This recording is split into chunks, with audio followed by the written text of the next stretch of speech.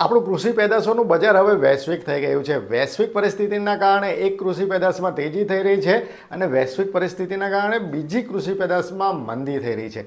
વૈશ્વિક પરિસ્થિતિના કારણે જીરા બજારમાં સતત મંદી સાથે વેપાર થતો આ સિઝનમાં જોવા મળ્યો છે।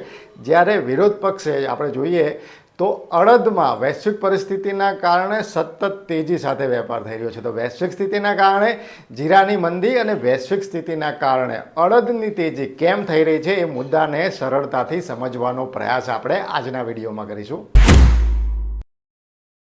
શરૂઆતમાં આપણે અડદની વાત કરીએ। અડદના ભાવમાં સતત વધારો થઈ રહ્યો છે। છેલ્લા એક મહિનામાં જ અડદના ભાવમાં 20% વધારો થયો છે। આ સિઝન માટે અડદનો જે ટેકાનો ભાવ છે 1640 રૂપિયા પ્રતિ મણ જાહેર થયો છે અને અત્યારે જે અડદના બજાર ભાવ છે એ 1650થી 1850 રૂપિયાની સપાટીની આસપાસ પહોંચી ગયા છે। અડદમાં જે તેજી થઈ છે એના મુખ્ય બે કારણો છે। એક તો આપણે જે દેશોમાંથી અડદની આયાત કરીએ છીએ, આપણે બ્રાઝિલ અને મ્યાનમાર જેવા દેશોમાંથી અડદની આયાત કરીએ છીએ, ત્યાં ઉત્પાદન ઘટ્યું છે અને ત્યાં એ જે દેશો છે એમાં અડદના ભાવ વધ્યા છે। આના કારણે આપણી જે આયાત છે એ મોંઘી થઈ છે। બીજી તરફ આપણી સ્થાનિક માંગ જે છે અડદની એ વધી છે।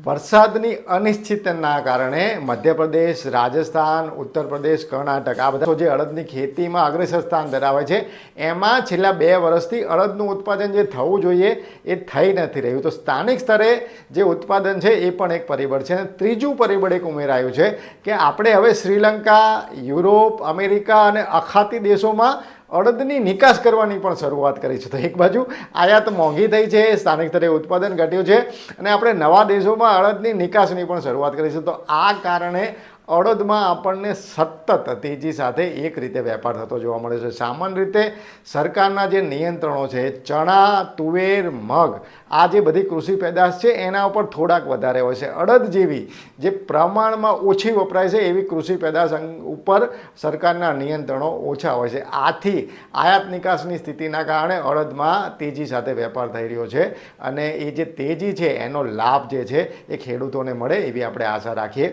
હવે જેમ અડદમાં તેજી થઈ રહી છે વૈશ્વિક સ્થિતિના કારણે, એવી રીતે વૈશ્વિક સ્થિતિના કારણે જીરામાં સતત મંદી સાથે વેપાર થઈ રહ્યો છે। આ સિઝનમાં જીરાનો ભાવ સરેરાશ 4000 રૂપિયાની સપાટીની આસપાસ જ રહ્યો છે। થોડો ભાવ વધે છે, વળી પાછો ભાવ ઘટી જાય છે। જીરામાં કોઈ પણ જાતનું મૂવમેન્ટ આપણને બજારમાં આ વખતે જોવા નથી મળ્યું। એના મુખ્ય 2 કારણો છે। પહેલું કારણ વૈશ્વિક છે, કારણ કે જીરું જે છે એ નિકાસલક્ષી કૃષિ પેદાશ છે।